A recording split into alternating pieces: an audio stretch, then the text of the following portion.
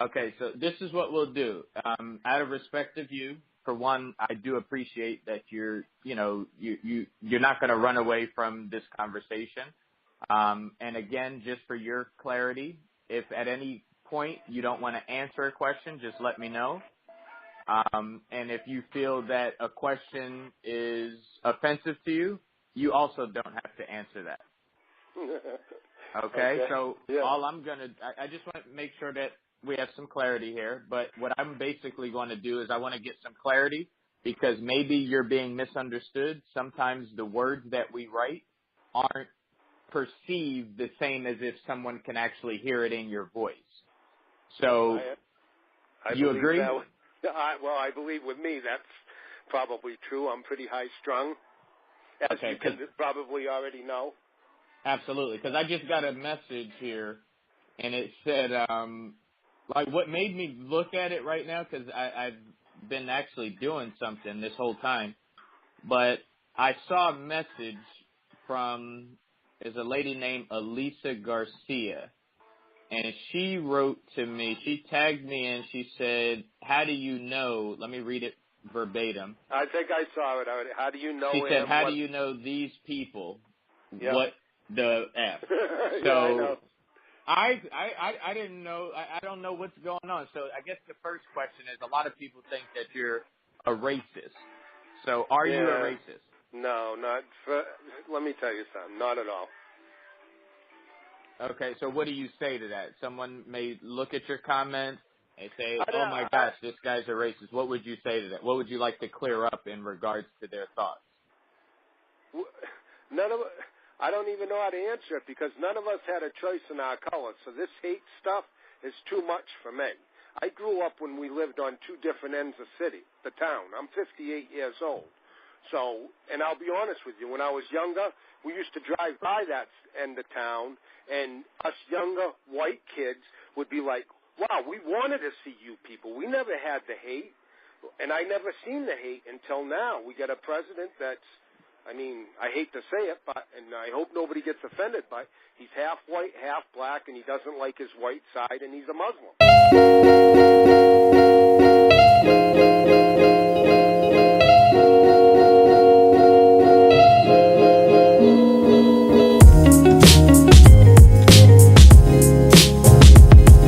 I worked in a prison in 1980, and I had 5 different groups of people. He won't touch you. I had 5 different groups of people in that prison that kind of taught me at 19 years old the ropes. So, like, sometimes I feel like I am cocky because I'm like 21 years ahead of everybody else with 9/11. So I have a real tough time because I kind of see stuff that other people don't see. And not even they don't see, they don't want to see because it's right in our face right now.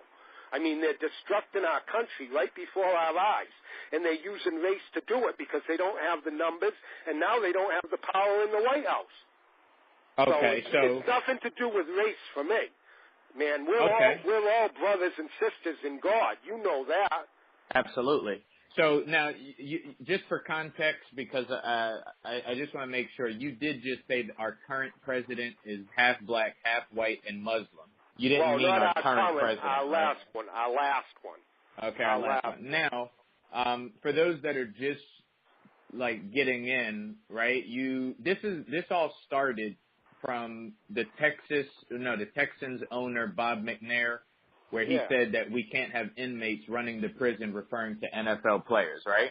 Yeah, and I didn't really be clear on that. Like, so that I didn't take that as I took it as an analogy, not a racist comment, an analogy.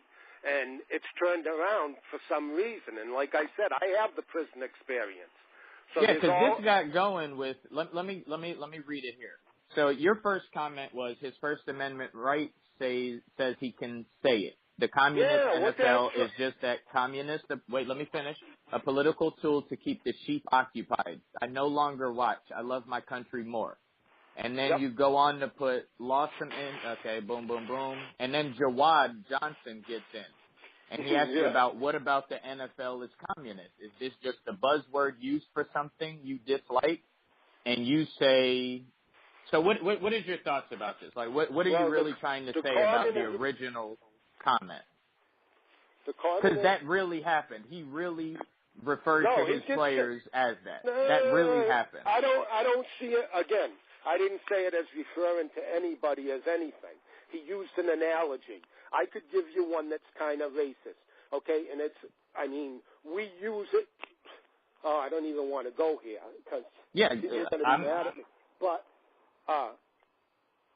if I'm in a garage and with a bunch of my buddies and one of them says something to you and all of a sudden, and kind of demands you to do something and you turn around and go, what am I, that word comes out. It's just an automatic thing. It's got nothing to do with race. We don't even think like that. So everything today is about race because they want to divide us up. They want us all fighting. And we're all willing to do that. And it's almost amazing to me because they're dividing us up to take over our country. I was not bullshitting you with that. Like, I really and truly, inside my heart, know what's going on. They're taking everything down. How the heck are the statues a big deal now? How did that happen all of a sudden? A big deal that we got to take statues down at a great amount of money every time they take them down. How did that all of a sudden happen? They're in here to break us. They're taking us apart piece by piece. They're burning our lands. Come on. And we want to talk about race. None of us had it. I don't even understand race because none of us got a choice. None of us got a choice. And I don't think any of us would want that choice. So why are we fighting? Have you ever used the word nigger? Yes, of course I did. Okay. In what context? Like in what scenario? The one that I just told you. But it's learned behavior. It isn't like it's a racist thing. We don't even. I don't think like that. It's just what we were taught when we were younger. Like I said, I grew up.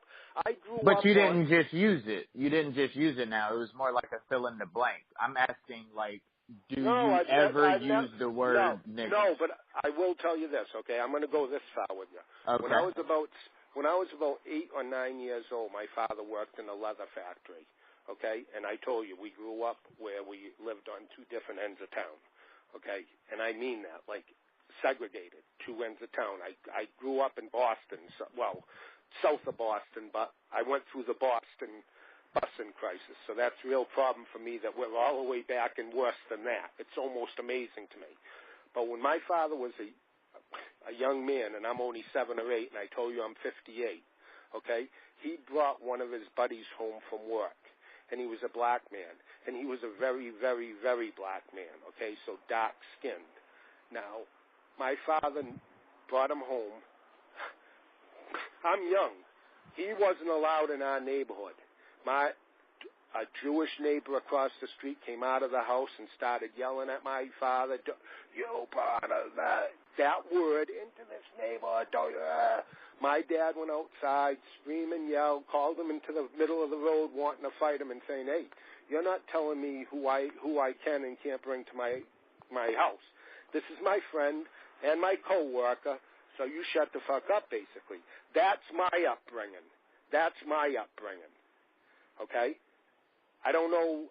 And then I went and worked in a prison as an instructor at 19 years old, and I had every group, so white, black, Spanish, Puerto Rican, and Muslims that I had to control and make work every day for 5 or 6 years.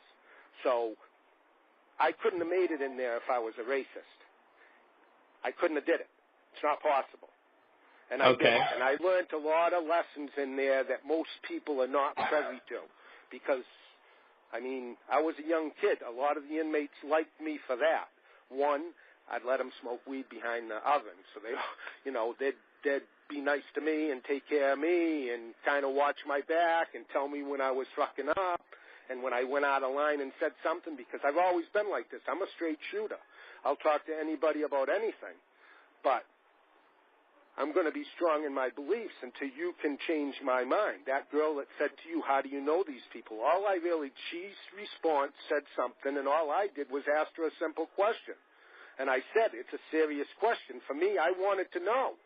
I wanted to know. I wanted to learn something from that conversation. I like those conversations back and forth. But race, I don't like the race part of it. I don't at all. Like, I believe we're all brothers and sisters, and we really have to pull it together, because we've got some enemies that are pretty straight about it, that they want to convert us or kill us. I understand that. And again, I was told back in 1980 by a Muslim that worked for me that one day we're going to own you. We're going to own you. We're going to own your country. 1980, 19 years old. Never, ever forgot it. I can still... And who said that? A Muslim inmate at Walpole Prison in 1980 with his Quran in his hand. And he said he's going to own you. Why? We are going to own you. We are going to own you. We're going to take over your country, and we're going to own you. Now, I don't know. Convert them or kill them. That is not my kind of cup of tea. Now, I know there's peaceful ones. I know there's peaceful Catholics that don't want to bother anybody. But the ideology that it is after that goal. And they're going to follow if they're practicing. Okay, so yeah, when you say when you make a comment where you say, "Well, watch when they ruin their meal ticket," what did you mean by that? Well, they're ruining their meal ticket right now by continuing. Continuing what? This protest crap. I have no problem with the protest. I actually believe I feel a little offended that I'm left out of it because it's basically inequality for the black man. But how about the white guy that's being fucked by the judge and the justice system? What about that guy? I've been there. I know. So I know that let me go here with this race thing. Let's really go, because I'm liking it.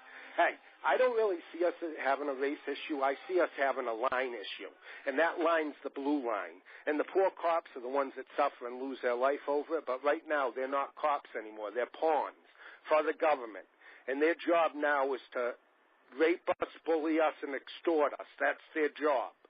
That's the problem in the country right now. So when a white guy gets caught in that criminal plantation system that we all know is there, we still get fucked just like the black man does.